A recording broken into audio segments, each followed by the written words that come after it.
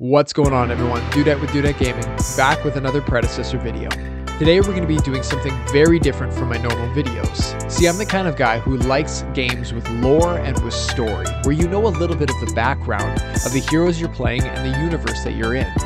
Right now, Omega Studios has said that eventually they will do a little bit of lore, but to this point they haven't, and they probably won't for some time now. So I want to have a little bit of fun and take some creative liberties. I'm going to be making up a handful of episodes that are all going to be based around the Predecessor Universe and a handful of the heroes. This is totally for fun. None of this is canon or anything like that. It's just some liberties that I want to take to kind of help build the Predecessor community and give us a little bit of fun behind the heroes we play. So let's get into the first episode.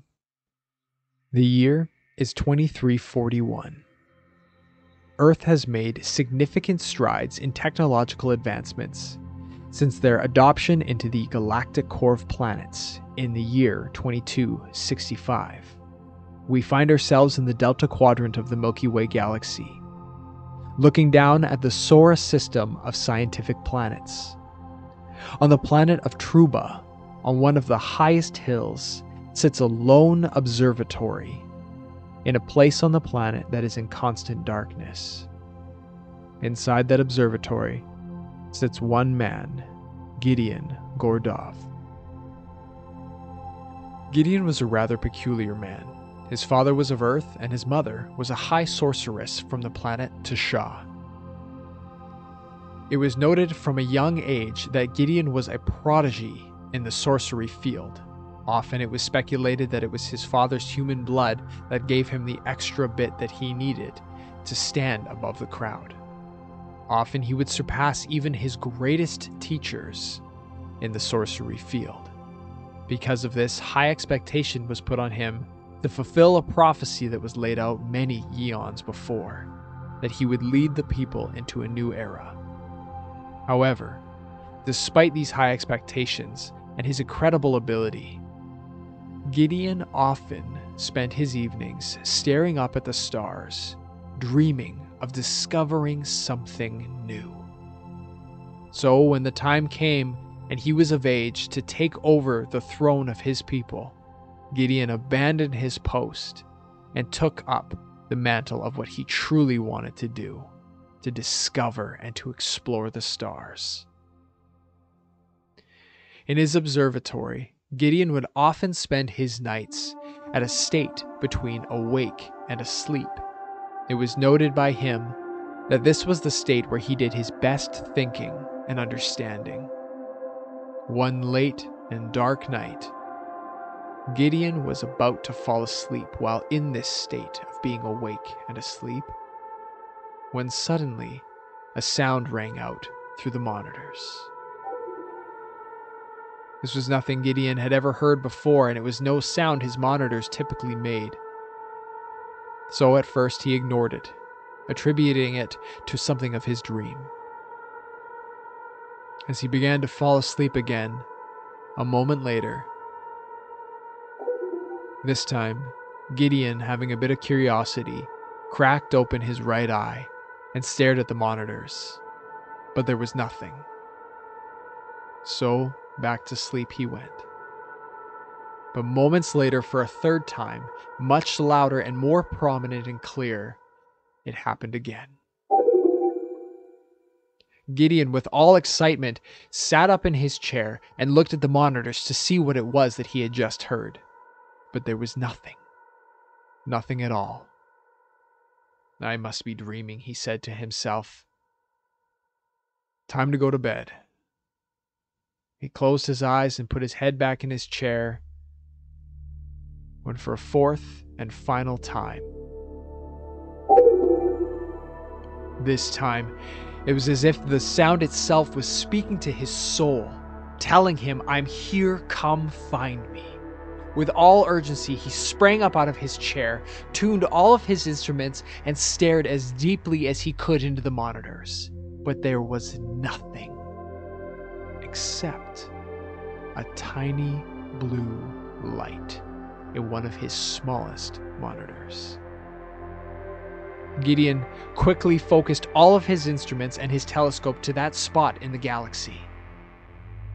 With all excitement, he found that there was nothing. No star, no planets, nothing. It was as if he was staring into a black void between space. But he was so sure of what he heard. There was no denying what he heard and the blue light that he had seen, even if it was just for a moment. The next day, Gideon got a hold of all of his contacts, all of the resources that he could, to focus their instruments to that specific location. And for the next couple of weeks, much effort was put into that area. However, nothing was ever discovered. Unfortunately, it was in such a far and desolate area in the Milky Way galaxy that even to travel there for Gideon could potentially take many, many years.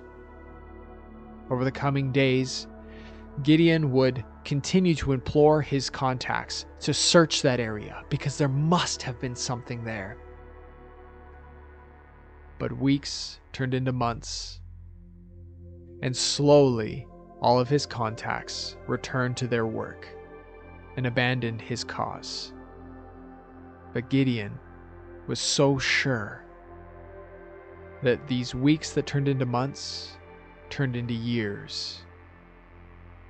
And still, Gideon found nothing. At the last moment, Gideon felt remorse.